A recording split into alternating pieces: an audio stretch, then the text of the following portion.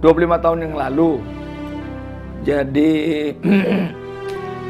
bulan Juni kami itu pergi ke Sangkal Putung. Ada suatu bukan retret lah ya, semacam retret, tapi itu lokakarya untuk masalah penyembuhan.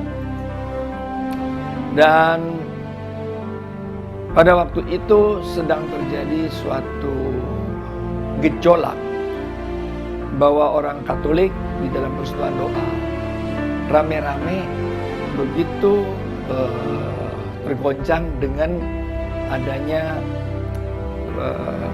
perpecahan penyeberangan ke suatu gereja.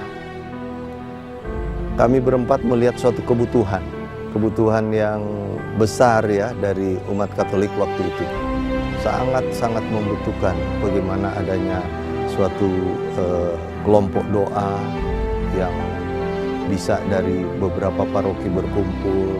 Dan yang kami lihat waktu itu begitu banyaknya kebutuhan orang yang sudah biasa berekumene. Ekumene itu kemudian mereka rindu untuk berkumpul. Saya tidak tahu siapa yang, saya hanya tahu Yosef, saya tahu Yopi. Dan mungkin masih ada yang lain, saya tidak ingat. Mereka datang pada saya dan mau membentuk satu persekutuan doa ekumenis dengan mengundang pendeta-pendeta. Saya bilang oke.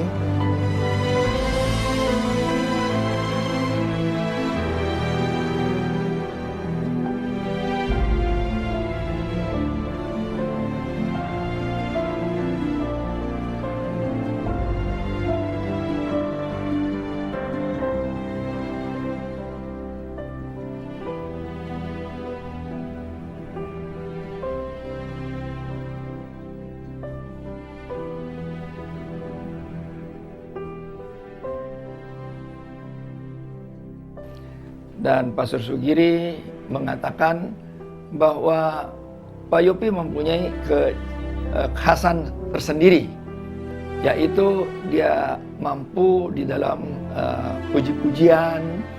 Karena kemana-mana Pastor Sugiri mengatakan, kamu kan bawa keyboard itu, bawa gitar itu. Dan dalam persekutuan doa Katolik belum ada yang mengarahkan ataupun memberikan bimbingan untuk pujian dan penyembahan. Setelah itu diterima, maka akhirnya visinya menjadi berubah, bukan untuk ekumene, tetapi lebih kepada mengarah pada pujian dan penyembahan.